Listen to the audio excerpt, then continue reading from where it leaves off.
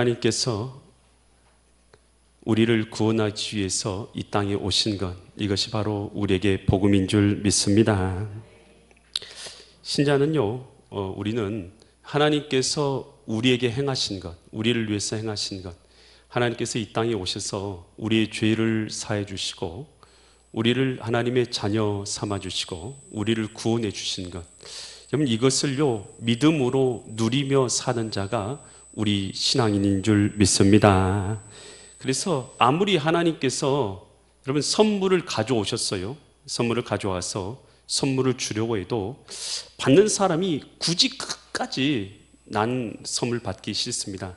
난 그 선물 절대 안 받을 거예요. 무슨 일이 있어도 그 선물은 받지 않을 겁니다. 라고 여러분 끝까지 거절하면 여러분 주는 사람이요 줄 수가 없어요. 여러분 우리가요 주님께서 우리를 위해서 행하신 것들을 우리가 받고 누릴 때에 여러분 그럴 때만이 하나님이 주신 선물을 우리는 온전히 누리면서 기뻐하며 살 수 있게 되는 줄 믿습니다. 오늘 이 본문의 말씀은요 예수님께서 이 십자가에 못 박히시면서 일어나게 된 일들이 기록되어 있는 것이 바로 이 본문의 말씀입니다. 과연 이 말씀을 통해서 하나님께서 이 시간도 우리에게 무엇을 깨닫게 하시고 무엇을 말씀하시는가, 나에게 주시는 하나님의 음성이 있는 은혜의 시간 되시기를 간절히 축원드립니다. 여러분 이 에덴 동산에서 아담과 하와가 하나님 앞에 범죄했죠. 그래서 그들이 이 선악과를 따먹고 나니까 그들이 벌거벗은 것을 깨닫게 된 것이죠. 자신들이 얼마나 벌거벗은 상태인지를, 수치스러운 상태인지를 그들이 깨닫게 되었죠.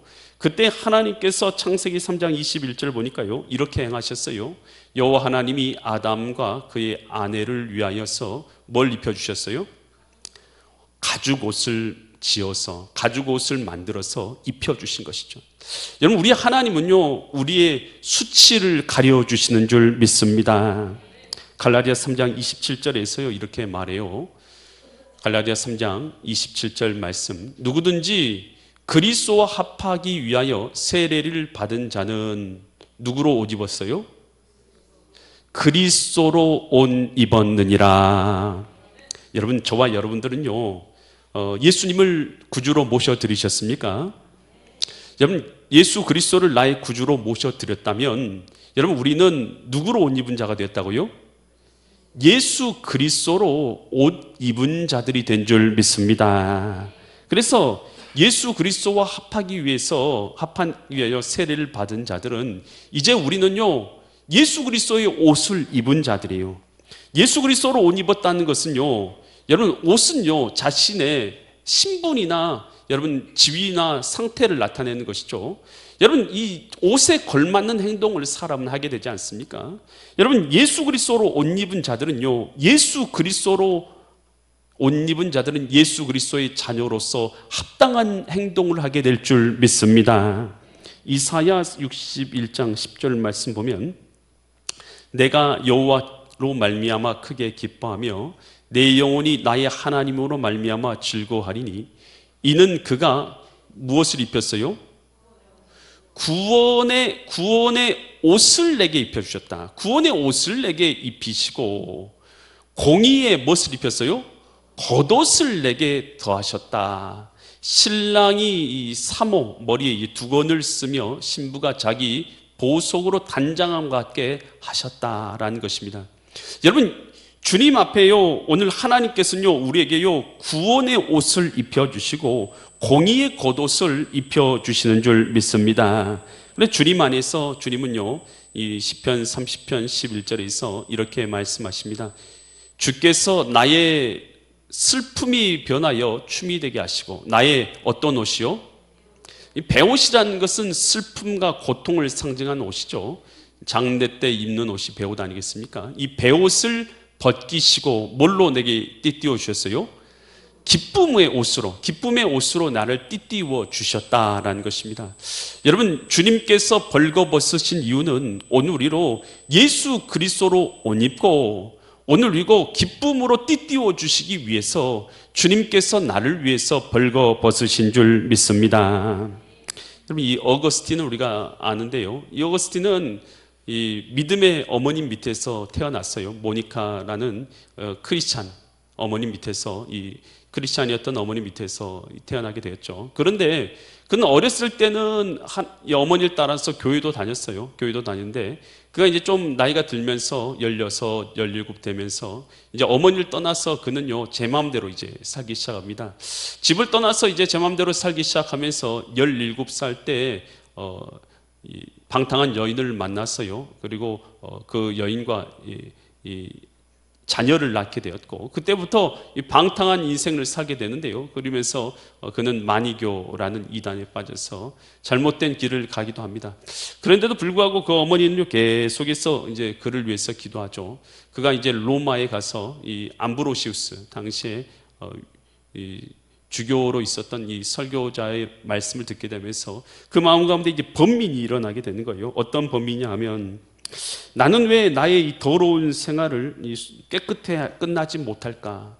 나는 이 더러운 삶에서 어떻게 벗어나지를 못한 채 계속해서 더러운 삶을 살면서 죄된 삶을 살면서 왜 똑같이 반복된 죄를 지을까? 이런 고민 가운데 계속해서 고민하면서 고통 가운데 있었던 것이에요. 그랬을 때에 그러니까 이 암브로시우스의 설교가 아마 그에게 큰 영향력을 미쳤던 것 같아요. 그래서 왜 나는 이렇게 더러움에서 벗어나지 못할까 하는 그런 고민 가운데 있었던 것이에요. 계속해서 그렇게 고민 가운데 있을 때 아이들이 이 노랫소리가 갑자기 들려오는데 이 톨레레게 이 말이 무슨 말이냐면 집어서 읽거나 이런 말이요 이 막 자기의 귀들 들려오는데 신의 음성처럼 그에게 들려지는 거예요. 이 가사 소리가. 그래서 그가요 집어서 성경책을 들어서 읽게 됩니다. 그때 이 보게 된 구절이요 로마서 13장 13절로 14절인데요 이 구절을 읽게 된 거예요. 낮에와 같이 단정히 행하고 방탕하거나 술 취하지 말고 음란하거나 호색하지 말고 다투거나 시기하지 말고 오직 주 예수 그리스도로 뭐하라고요? 이제 예수 그리스도로 옷 입고 정욕을 위해서 육신의 일을 도모하지 말라라는 이 구절이요 우리가 성경책을 똑같이 우리도 다 읽었잖아요. 그런데 이 구절이 하나님이 내게 주신 음성으로 들려지게 된 거예요. 그러니까 우리가 성경을 봐도요 똑같이 성경책을 보지만 성경을 통해서 하나님이 내게 주시는 음성으로 들려지는 사람이 있어요. 여러분 그래서 예수 그리스도로 옷 입으라는 그 음성이 내게 주신 하나님의 음성으로 탁 들려지게 된 것이죠. 그래서 그는요 그 순간 주님 앞에서 회개하고 그가 과거에 따랐던 그 모습을 버리고 예수 그리스도로 옷 입은 사람으로 변화되게 된 것입니다. 여러분 하나님의 아들 독생자 예수님이 이 땅에 오셔서 벌거벗겨지신 이유가 뭐냐는 것이에요. 여러분 우리로 말미암아 예수 그리스도로 옷 입도록 하기 위해서 오신 줄 믿습니다. 여러분 이 예수 그리스도로 옷 입는다라는 것은 무엇입니까?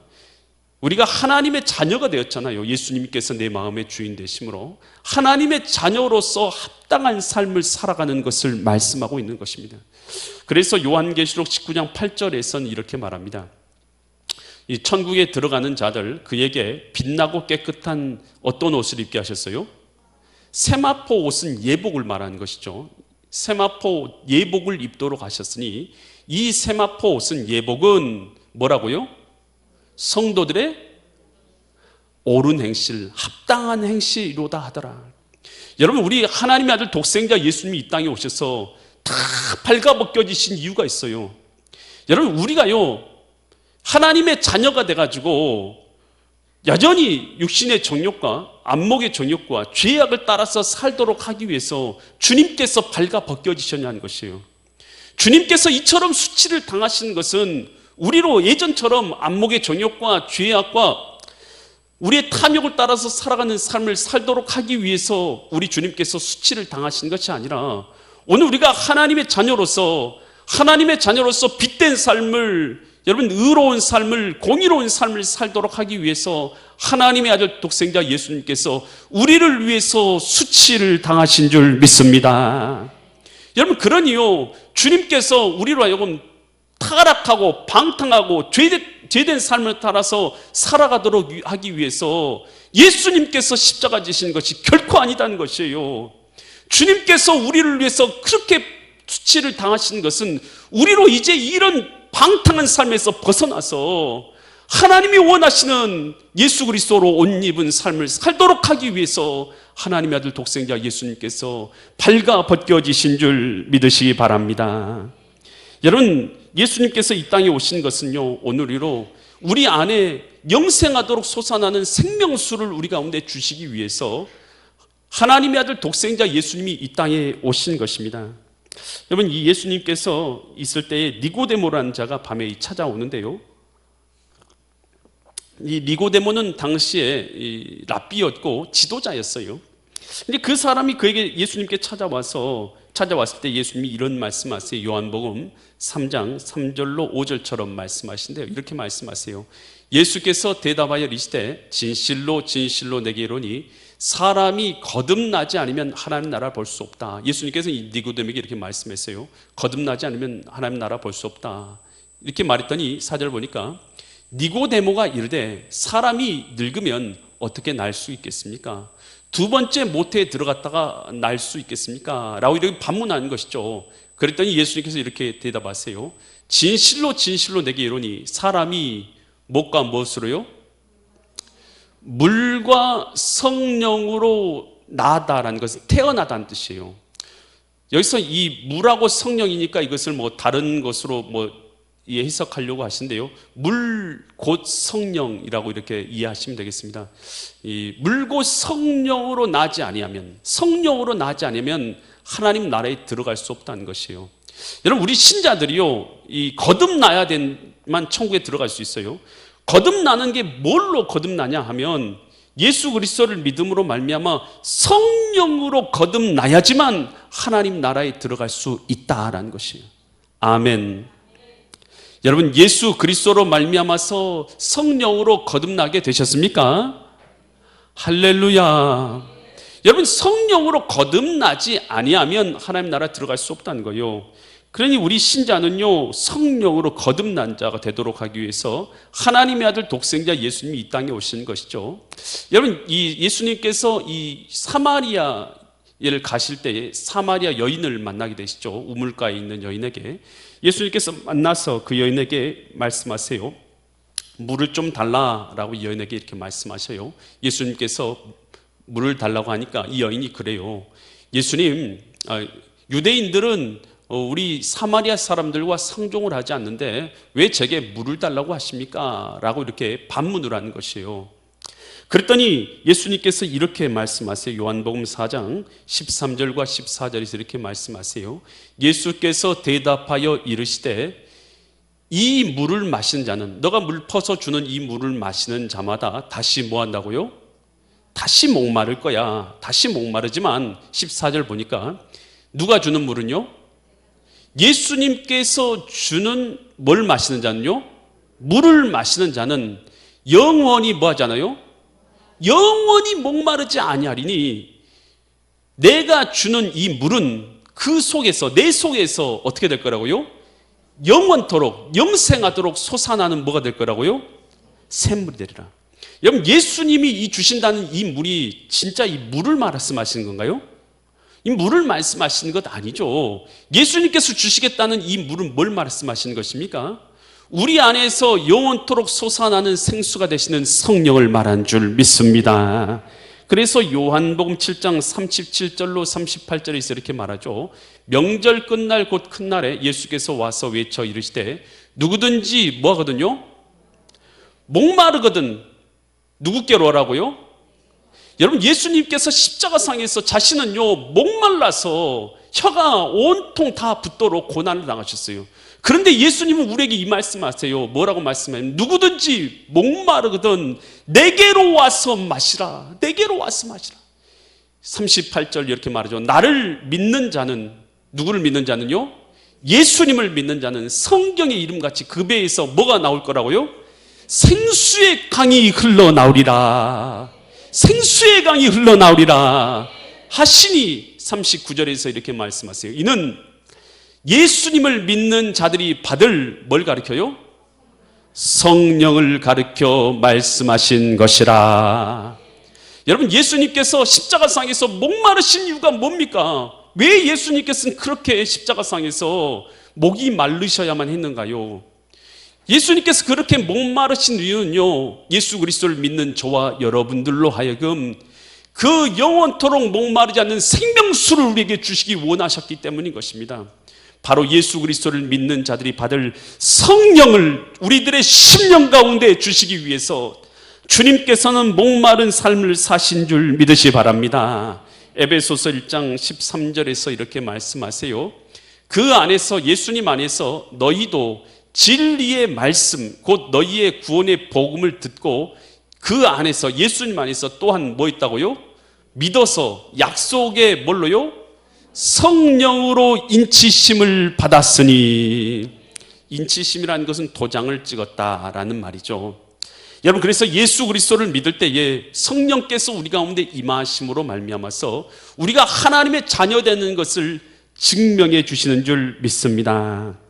그래서 성령께서 우리 안에 거하셔서 내가 하나님의 자녀인 것을 증명해 주고 계신 거예요. 여러분, 그래서 우리로 하여금 성령 안에서 에베소서 5장 18절 이렇게 말하고 있죠. 술 취하지 말라, 이는 방탕한 것이니 오직 뭘 구하라고요? 성령의 충만함을 받으라. 이 시간 주님 앞에 나와서, 예배에 나와서요, 뭐하러 우리가 주님 앞에 나왔습니까? 우리 다 성령이 우리 가운데 있지만 성령의 충만함을 간구하기 위해서 나온 줄 믿습니다.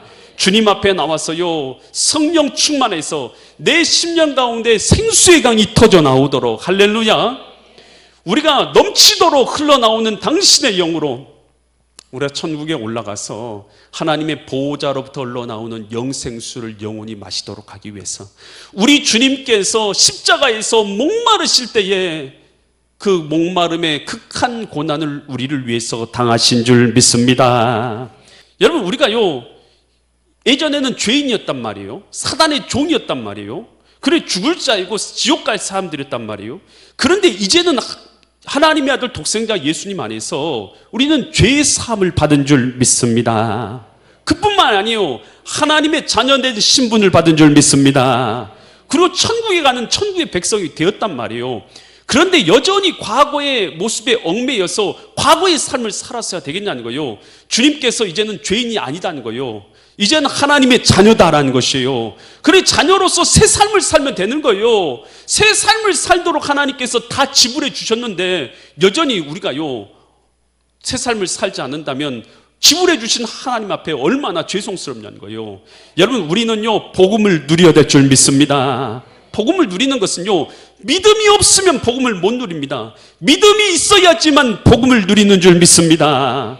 믿음이 있어야 내가 하나님의 자녀인 것도 알고, 믿음이 있어야 내가 하나님의 백성으로서 하나님께서 내 죄를 사해 주신 것도 알고, 믿음이 있어야 내가 천국 가는 백성인 것을 알게 되지요. 할렐루야. 그래야지만 믿음이 있는 사람들만 복음 안에서 하나님의 자녀됨을 누리는 것이고 죄 사함의 은혜를 누리면서 살게 되는 줄 믿습니다. 하나님의 아들 독생자 예수님이 이 땅에 오신 것은 마태복음 1장 21절에서 이렇게 말씀하시죠. 아들을 낳으리니 이름을 예수라 하라. 이는 그가 자기 백성을 그들의 뭐에서요? 죄에서 구원할 자이심이니라. 하나님의 아들 독생자 예수님은요, 우리를 죄에서 구원하시기 위해서 이 땅에 오셨다라는 것입니다. 예수님께서 현장에서요, 간음하다 잡힌 여인을 사람들이 예수님께 데려옵니다. 그리고 나서 돌멩이를 다 들어서요, 당장에 이 돌멩이로 쳐서 죽이려고 하면서 이렇게 말합니다. 예수님, 이 여인을 어떻게 할까요? 라고 이렇게 말한 거예요. 그랬더니 예수님이 가만히 밑에다가 땅에다가 무슨 글씨를 쓰고 있다가 일어서서 이런 말씀하시죠. 죄 없는 사람이 먼저 돌로 쳐라 라고 이렇게 말씀하세요. 그러니까요, 이 말을 듣고 사람들이요, 돌멩이를 들고 왔다가 돌멩이를 하나씩 하나씩 내려놓고는 다 돌아갑니다. 이 여인하고 예수님만 남았어요. 덩그러니 예수님과 여인만 남았어요. 그랬더니 예수님이 물어봐요. 너를 치료하는 자들이 다 어디 갔느냐라고 물어봐요. 그랬더니 다 돌아갔습니다 라고 그렇게 말하는 거예요. 그랬더니 예수님께서 이 사람에게 뭐라고 말씀하냐면, 이 여인에게요, 요한복음 8장 11절처럼 말씀하세요. 대답하되 주여 없나이다. 예수께서 이르시되 나도 너를 뭐하지 않는다고요? 나도 너를 죄값을 묻지 아니하노니 가서 다시는 뭐하지 말라고요? 다시는 가서 죄를 범하지 말라라고 돌이켜 가게 하셔요. 여러분, 이 여인에게 예수님께서 사면권을 행해 주신 것이죠. 죄를 용서해 주셨어요. 우리가 이제는 주님 앞에서 새 삶을 살라는 것이죠. 이 1833년 1월 26일 날 미국에서 아주 흥미롭고 신기한 이 데시먼 판례가 생겼어요. 이 데시먼 판결의 배경은 이런데요. 1829년 제7대 미국 대통령으로 당선된 앤드류 잭슨 대통령이 독립기념일을 기념으로 386명의 죄수를 특사령을 내려서 죄를 사면해 줬어요. 근데 그때 조지 윌슨이라는 사람도 이 386명 가운데 포함되어 있었는데요. 그는요, 이 조지 윌슨은 우편 열차, 우편을 싣고 이게 운행하는 이 열차, 우편 사무 같은 거 열리는 그런 우편 열차를 탈취하다가 실수로 사람을 죽이게 됩니다. 그래서 그곳에 들어가게 되어서, 감옥에 들어가게 돼서 20년을 모범수로 살게 되었어요. 그래서 이 사면령을 할 때 이게 사면 모범수로 그가 사면을 받게 되었는데요. 그런데 당시 이 조지 윌슨이요, 이 사면을 거절합니다.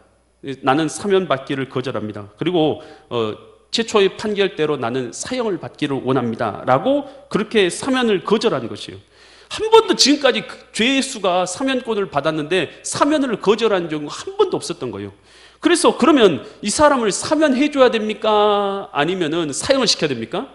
근데요, 이제 그것을요, 판사가, 존 마샬이라는 판사가요, 판결을 내리게 돼요. 그 고민을 하다가 몇 년 동안 그것 때문에 고민을 하게 됩니다. 한 번도 그런 일이 없었어요. 그러다가 이 판결을 내는데 이렇게 판결을 내렸어요.